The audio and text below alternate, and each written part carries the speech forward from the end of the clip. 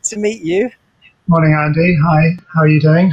I'm very well, thank you. And for those that are joining us for the first time, this is ReFest, the Festival of Research at the University of Salford. And every morning we have a YouTube live with one of our researchers. And I'm really delighted to meet you, Scott, because we haven't had a chance to meet before. And your work sounds absolutely fascinating. So tell us a little bit about what you do at the university and your areas of specialism.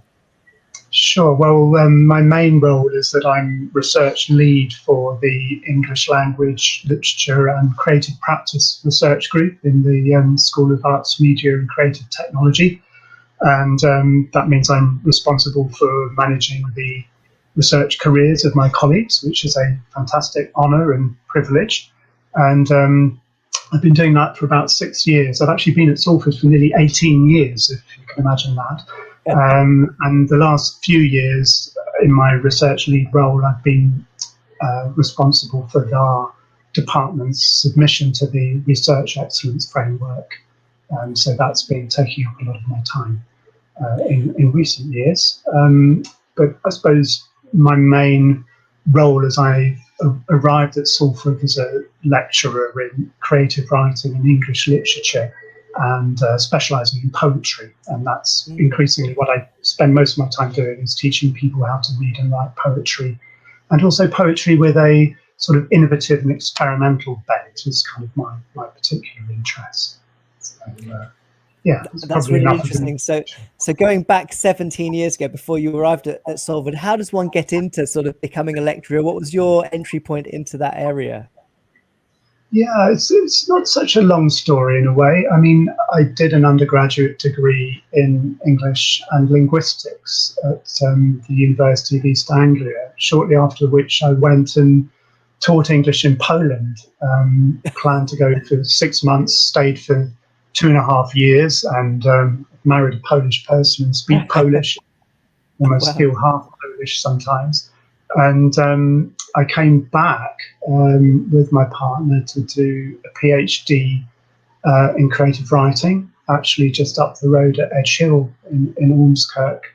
And actually with my old English teacher who taught me A-level English when I was at a technical college in Surrey, where I grew up. So I sort of followed him to the northwest and was living in Liverpool. Completed the PhD, was cutting my teeth on teaching as an associate lecturer at Edge Hill. Started, there were always good connections actually between Salford and Edge Hill, so I became aware quite early on of what was going on over here. I think I first came to a major poetry conference at Salford around 2001, 2002, and when Salford decided to launch a new undergraduate degree in English and creative writing, I was hired to design it and launch it. So I had this wonderful privilege of starting a new program and a new chapter in the history of the English department here, which goes back over 30 years. So I feel I've been very fortunate to be in the right place at the right time to begin that development, and that's led to a master's program in creative writing and also PhDs in creative writing, which I've had a hand in as well. That's really fascinating to hear. And I know at Salford, especially in the School of Arts, Media and Creative Technology, we do so much creative work. And I wonder, how is it for someone that sort of specializes in poetry? What have you seen change over your period as a lecturer and researcher in terms of the sort of poetic or spoken word? How has those art forms changed over that period? Yeah, that's a really interesting question.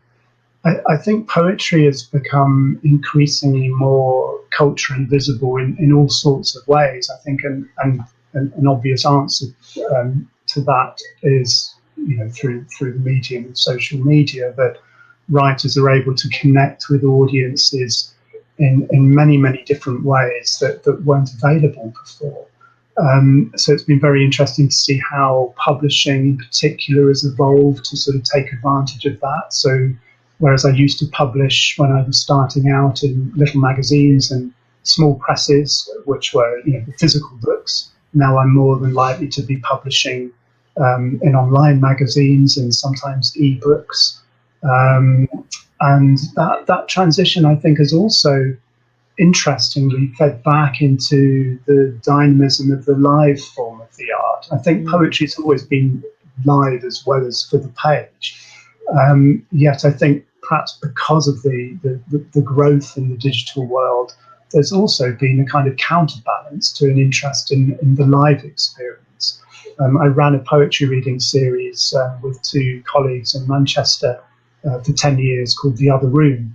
And we showcased over, I think, 400 poets over that time, and just saw an incredible variety of the art at its cutting edge, really, in terms of performance. And curiously, the digital coming back into the performance space. So often you'd have somebody performing live, but with a video behind them, or a recording, or interacting with some kind of computer-generated effects.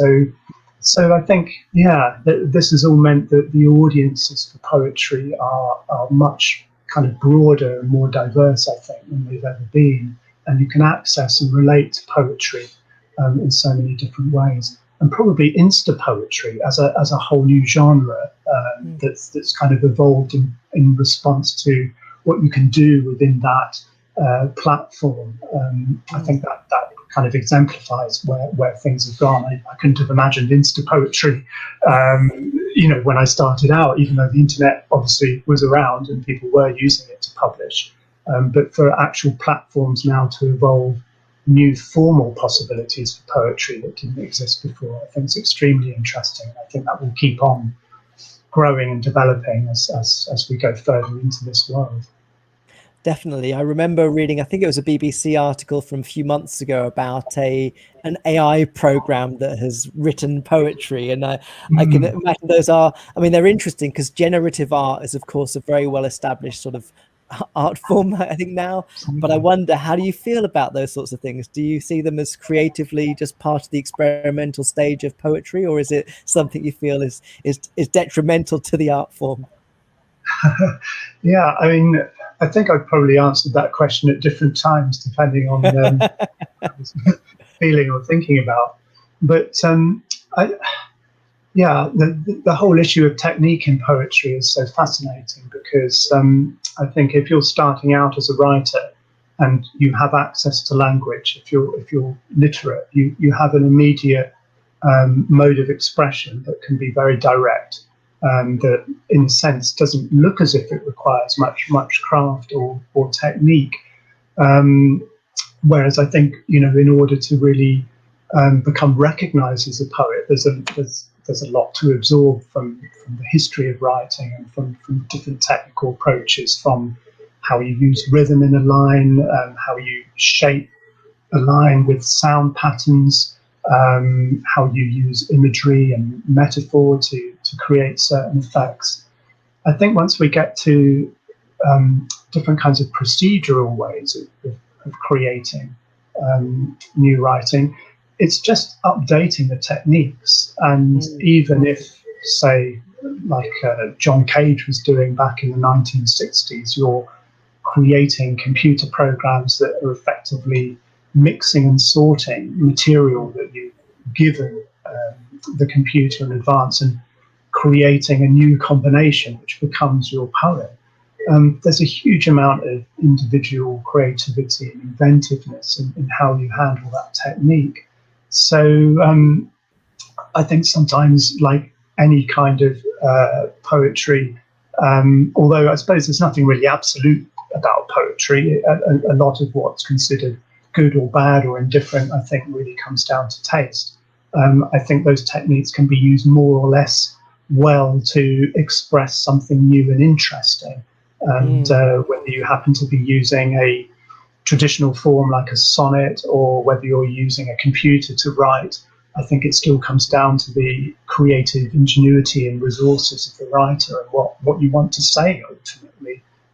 Some of those can have, spectacularly good results, and sometimes it can be, a poem that you might have achieved by any other means can be produced by a very kind of complex procedure, but it might just look as if it had just been written spontaneously. So you can't always see the technique sometimes or work out how the poem was arrived at. But the important thing, does it communicate meaning to you?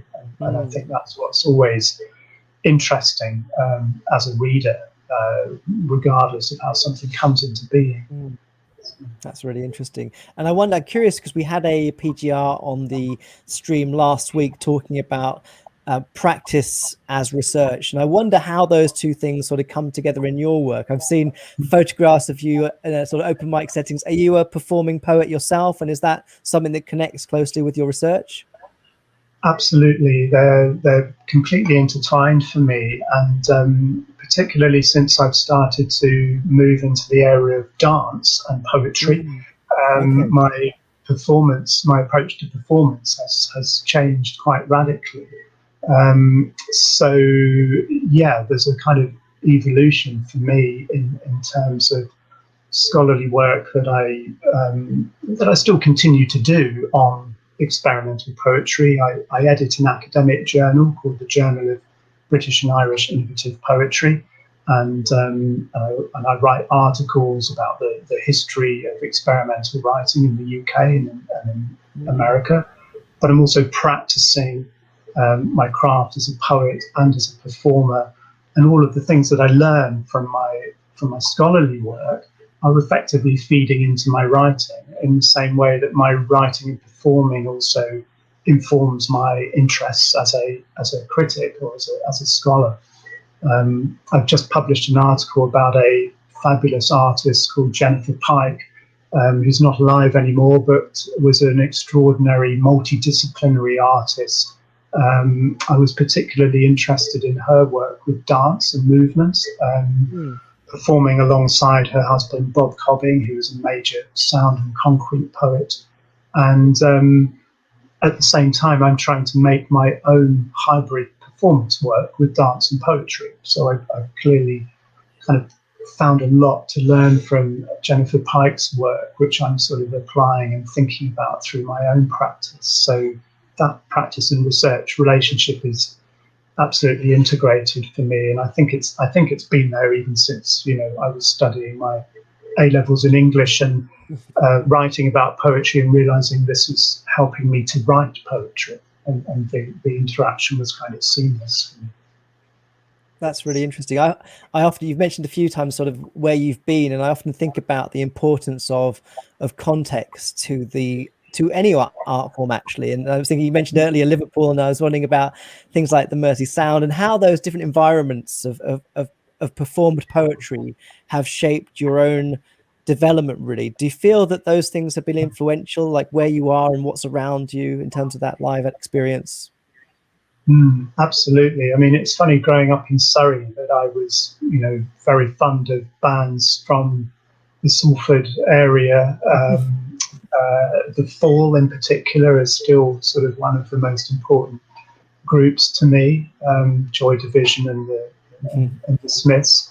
When I wound up in Liverpool, there's a whole legacy, as you've mentioned, of live poetry, which I tapped into and found very energizing and exciting to be around. And there's a long history of sort of avant-garde performance, generally theatre experiments that have gone on in Liverpool for many years. I sort of really tapped into that when I was beginning to sort of raise my game with my explorations in dance, by linking up with a group called the Liverpool Improvisation Collective, who are based at Blue Coat. And I learned a huge amount from them about contemporary dance forms like contact improvisation. And I showed some of my first kind of hesitant works in progress as a sort of dancer / poet at the Blue Coat, must be 8 or 9 years ago now. And so definitely that has been a huge influence, but also sort of simultaneously living in Liverpool, working in Salford, being able to draw on the powerhouse of Manchester and Salford as a sort of literary goldmine, really, in the UK. And that's what made an event like The Other Room possible, where we drew in poets from all over the world to that event. It really sort of helped put Manchester on the map for that particular kind of work, the experimental stuff. Obviously, there was an awful lot on offer in Manchester before, but we were able to sort of bring a new flavour to it and find a ready and available audience. So I think these sort of vibrant cities in the northwest have given me such a lot in terms of, how I've linked to their cultural history, but also helped to be involved in creating new initiatives. And of course, my interest in dance and poetry have taken me all over, to places like New York City and Berlin, to study with people who have been kind of working this line between poetry and dance. So there are other places involved that also get drawn back into where I'm living and working.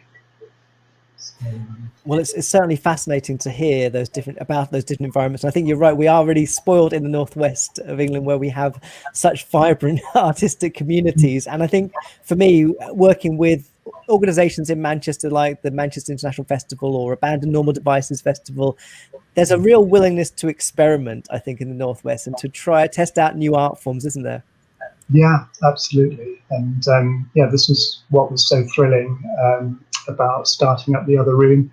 When we sort of did 10 years and decided to call it a day and give room to other initiatives. And in that time, 2, even 3 other reading series have developed, now devoted to different shades of experimentalism within the scene. So there are ones which are more interested in promoting local authors, those that are more interested in the interface between poetry and other art forms like film and visual art. There's another night which had Arts Council funding called No Matter, which was really interested in promoting diversity and kind of ensuring a much wider range of experimental writers were on offer. So yeah, it's been absolutely thrilling to feel that we dropped something into the pond, and the ripples have really extended out and continue to unfold in all sorts of interesting ways. So it's been great to be involved in that. And how have things been over the sort of COVID period? Has performance and poetry been able to flourish in a digital world, or has it been a bit challenging? Well, yeah, there have been challenges. I know that, the live scene obviously has had to take a complete break, but the way in which people have moved on to the online platforms for sharing poetry has been absolutely thrilling. And I've seen incredible amounts of work online, and particularly from poets who I wouldn't normally have an opportunity to see live. So that's been really exciting. Yes, I've seen kind of Pulitzer Prize winning poets whose work I've followed for years, giving live readings to camera, and it's just been really fascinating. For myself, I've actually had an opportunity to play with some of the kind of built-in technical facilities of Zoom to create dance performances using videos and photos, playing with the green screen function. So at times I've created the effect of dancing with myself and as well as other dancers whilst I've been performing online, and that's enabled me to do performances that were hosted in India, in Chile, in Paris, in California.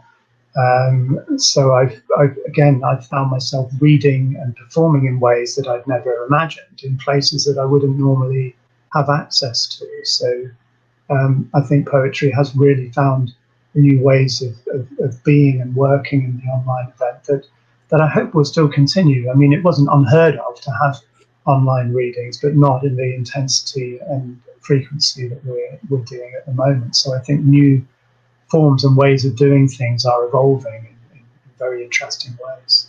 Yes, they really are. And I'd love to see some of those. Is there any way people can find some of your work? Where would you guide people to locate what you're doing and perhaps see some of what you've performed? Oh, yes. Well, I guess just Google me. There's lots of stuff. I guess I've got fingers in so many different pies that there's probably not a one-stop shop. But follow me through social media. The Other Room website still exists more of a kind of archive function, but we do Okay. host data and information about events there from time to time. But yeah, I think I'm generally out there if you want to seek me out in terms of various performances and offerings, publications online. I mean, my own user page here gives access to some of the kind of book length publications of poetry. There's also, I have a page at Shearsman Books, which is a publisher who's published 3 collections in a critical, a book of interviews that I did about 10 years ago. So that's also a good place to get a kind of introduction to my work. Yeah, I think that probably covers it for now. Brilliant. Yeah. Thanks. Well, thanks so much for joining us today, Scott. It's great to hear about your work. And I love having these conversations because I learned so much also about the history of Salford University and get a sense of that development. And yeah, I hope to see some of your performances in the future where we get back together physically and be able to see these sorts of things at live events. Thanks so much, Andy, and thanks for having me today. It's been a pleasure. Thank you. Take care, Scott. Bye-bye. Cheerio.